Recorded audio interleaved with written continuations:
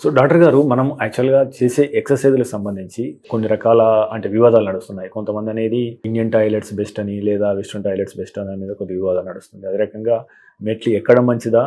మంచిది కాదా? అనే దాని మీద కొద్దిగా వివాదం నడుస్తుంది. సో దీన్ని మీరు మాతో చెప్పగలరా? విచ్ ఈస్ బెస్ట్ అండ్ మోకాళ్ళకు ఇబ్బంది కలిగించే వ్యాయామాలు ఏంటి? ఎవరు దేనికి దూరంగా ఉండాలి? ఎవరు ఏం చేయాలి? ఆర్థరైటిస్ ఒకసారి వచ్చిన తర్వాత యెస్ కొన్ని లిమిటేషన్స్ ఉంటాయి. బట్ ఇప్పుడు నేనున్నాను. ఐఎమ్ 37. నాకు ఇప్పుడు దాకా టచ్ వుడ్ నీ పెయిన్స్ ఏం స్టార్ట్ అవ్వలేదు. So I don't need to worry. నేను ఎంతైనా stair climbing up and down చేయొచ్చు, ఇండియన్ టాయిలెట్ వాడొచ్చు. There is no issue.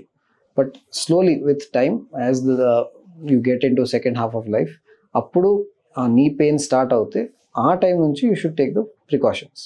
చిన్నప్పుడు అట్లనే సేమ్ థింగ్ అబౌట్ అథ్లీట్స్. ఇప్పుడు స్పోర్టింగ్ ఇంజురీస్ స్పోర్ట్స్ అథ్లీట్స్లో ఒక టెండెన్సీ ఉంటుంది to develop this cartilage damage. But will you stop an athlete from playing in childhood just because ఫ్యూచర్లో ఏదో అట్లేం లేదు. So at that time no restrictions, but as you pick it up and that problem is diagnosed akkad nunchi precautions తీసుకోవాలి. yes and you are right, Indian toilet position లో stair climbing లో knee joint లో forces చాలా ఎక్కువ అయిపోతాయి. So అదే same cartilage break down చూపించాను కదా, that will be much more if these positions are in place.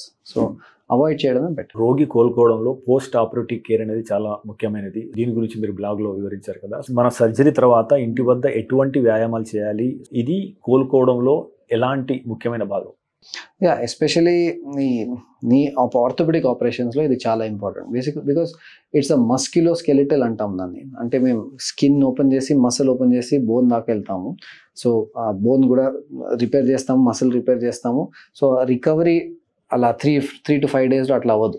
అంటే for example urology catheter procedures, bladder procedures కొన్ని immediately within 10 days patients are back to office అట్లా. But ఆర్థోపెడిక్లో అది చాలా తక్కువ.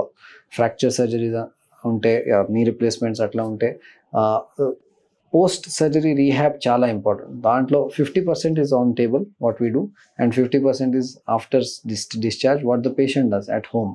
So అది చాలా ఇంపార్టెంట్. ఇన్ఫ్యాక్ట్ మేము నీ రిప్లేస్మెంట్ తర్వాత ఫిజియోథెరపిస్ట్ని ఇంటికి పంపిస్తాం, వాళ్ళు హైదరాబాద్ లోకల్స్ ఉంటే. సో బికాస్ ఆ మోటివేషన్తో ఆ పుష్తోనే ఫైనల్ రిజల్ట్ వస్తుంది.